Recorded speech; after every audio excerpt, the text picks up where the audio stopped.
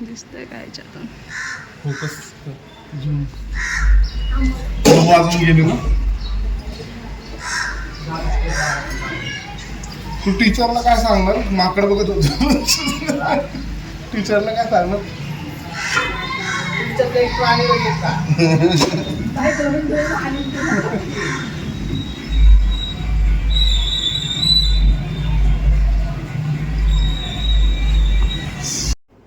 नमस्कार मंडळी, मी अक्षता स्वागत करते तुमचं आपल्या यूट्यूब चॅनलवर, ज्याचं नाव आहे अक्षूज ब्युटिफुल लाईफ. तर आज आहे ॲक्च्युली वटपौर्णिमेचा दिवस आणि सकाळची वेळ आहे. मी चालली आहे वडाची पूजा करायला, वडाच्या झाडाची पूजा करायला. तर मी सकाळीच आली आहे लवकर, त्यामुळे जास्त काही गर्दी वगैरे नाही आहे, मोजक्याच बायका आहेत. आणि मी माझ्या जाऊबाई आणि त्यांच्या आई त्यांच्यासोबत मी इथे आली आहे. ॲक्च्युली हे आमचे नेबर्स पण आहेत, तर त्यांच्यासोबत मी आली आहे कारण की त्यांना ॲक्च्युली चांगले रिच्युअल माहिती आहेत काकूंना. तर मी त्या जसं करणार आहेत तर तसं त्यांचं बघून मी करणार आहे. कारण याआधी मी जायचे माझ्या सासूबाईंकडे, तर त्या सगळी पूर्वतयारी करून ठेवायच्या आणि मग मी जायचे आणि त्या जसं जसं सांगायचे तशी मी पूजा करायचे. तर 2 वेळा ॲक्च्युली माझी वटपौर्णिमा मिस झाली कारण की माझ्या 2 प्रेग्नन्सीजमुळे. तर आर्या आणि इराच्या वेळेस मला वटपौर्णिमेची पूजा नाही करता आली. आणि मग बाकीचे तर आता लग्नाला सपोज तुम्ही म्हणू शकता 5 वर्ष झाले, तर 3 ते 4 वेळा ही माझी वटपौर्णिमा झालेली आहे. आणि मग मला थोडीशी सर्दी झाली आहे, तर मध्ये तुम्हाला आवाज येईल त्याचा. तर इथे ना ॲक्च्युली पूजा करताना हवेमुळे ना दिवाच राहत नव्हता. किती वेळा मी प्रयत्न केला दिवा टिकवायचा, पण तो काही टिकेनाच.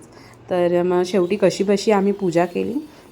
तर ताटामध्ये काय काय आणलं ते सांगते. तर ॲक्च्युअल आमच्याकडची कोकणी पद्धत आहे, तर त्यानुसार श्रीच्या मम्मीने म्हणजे माझ्या सासूबाईंनी ऑलरेडी ते जे फळं असतात किंवा पानं असतात ती दिली होती. तर त्याच्यामध्ये आंबा, फणस, त्यानंतर काळी मैना, करवंद ज्याला म्हणतात, आणि जांभूळ अशा प्रकारची फळं त्यांनी ऑलरेडी पाठवून दिली होती. त्यानंतर दोऱ्यामध्ये ना एक 4 ते 5 काळे मणी ओवून ठेवायचे असतात. तर ते आपण पूजेत पण वापरतो आणि नंतर आपलं जे मंगळसूत्र असतं त्यालाही बांधतात. शिवाय मग एक बांगड्या वगैरे असं असतं, म्हणजे जे सुवासिनीचं अलंकार असतात तर तेही पूजेत असतं.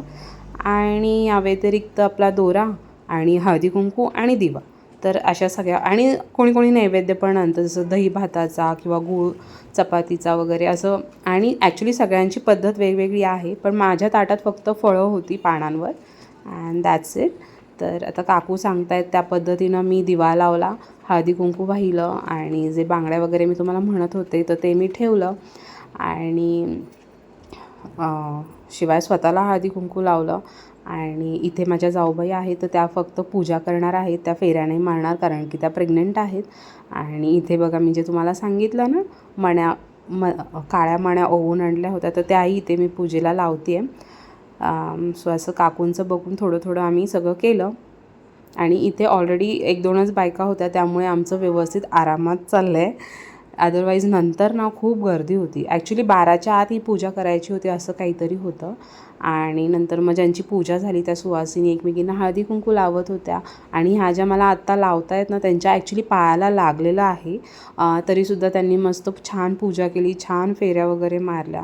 आणि ही सगळी ना श्रद्धा आहे बघा. त्यांना चालता पण येत नव्हतं, बट स्टील त्या आल्या आणि त्या पूजा करतायत. सो मी ते सगळ्यांना हळदी कुंकू पण लावते आहे आणि नमस्कार वगैरे करते आहे, कारण सुहासिनींचा आशीर्वाद घेणं खूप म्हणजे इम्पॉर्टंट आहे. आणि दॅट्स इट. आता काकूंचं आणि माझं ॲक्च्युली फेरे घेणं राहिलेलं आहे, पण ह्यांची पूजा झाली म्हणून आधी आम्ही त्यांना हळदी कुंकू लावून घेतलं. आणि ज्या माझ्या जाऊबाई आहेत त्यांनी नाही फेऱ्या मारायच्या, त्या फक्त पूजणार आहेत, तर त्यांनी पूजा करून घेतली आहे. आणि आता मी काकूंसोबत वडाला फेऱ्या मारणार. इथे वडाला फेऱ्या मारायच्या आधी ना मी तुम्हाला एक गोष्ट सांगेन. ॲक्च्युली माझं आणि श्रीचं लव्ह मॅरेज आहे. बऱ्याच वर्षांपासून आम्ही एकमेकांना ओळखत होतो, म्हणजे आम्ही फ्रेंड्स होतो आधी. नंतर मग श्रीनं मला विचारलं, तर सुरुवातीला मी थोडासा वेळ घेतला आणि त्यानंतर मी त्याला होकार दिला. बऱ्याच वर्ष म्हणजे रिलेशनशिपमध्ये राहिल्यानंतर मग फायनली आम्ही लग्न केलं. तर आधी आम्ही केलं कोर्ट मॅरेज, कारण की आम्हाला वाटत होतं की घरच्यांनी परमिशन नाही दिली तर. आणि मग नंतर काही दिवसांनी घरच्यांनी परमिशन दिलीच आम्हाला, कारण की आम्ही उद्योगच असा केला, म्हणजे कोर्ट मॅरेज केलं, त्यामुळे मग त्यांना द्यावाच लागला होकार. तर मग तसं आणि लग्न झालं. आणि महत्त्वाची गोष्ट म्हणजे पुढच्या महिन्यात म्हणजे जुलै महिन्यात आमच्या त्याच कोर्ट मॅरेजची या लग्नाची ॲनिव्हर्सरी येणार आहे. आणि ही 6th ॲनिव्हर्सरी असणार आहे. म्हणजे 2018मध्ये आम्ही केलं होतं. लेट मी नो, तुम्हाला माझी लव्ह स्टोरी ऐकायला आवडेल का? हां, तसं जर असेल तर मग मी त्याच्यासाठी एक सेपरेट व्हिडिओ करेल. आय डोंट थिंक सो की श्री बसेल. इथे मी हसते आहे कारण की ना माझा व्हिडिओ काढला जातो आहे ना, म्हणून मला ते अचानक लक्षात आलं आणि मला हसायला आलं. Anyways back to the topic. तर श्री तसा इतका कॅमेरा फ्रेंडली नाही आहे, म्हणून तो मे बी असेल नसेल मी सांगत नाही. पण मी नक्की माझी लव्ह स्टोरी तुम्हाला सांगेल. तर पुढच्या महिन्यात ॲनिव्हर्सरी आहेच, त्या निमित्तानं आपलं लव्ह स्टोरीचं एक व्लॉग पण होऊन जाईल. तर मला कमेंटमध्ये सांगा तुम्हाला आवडेल का ऐकायला माझी लव्ह स्टोरी.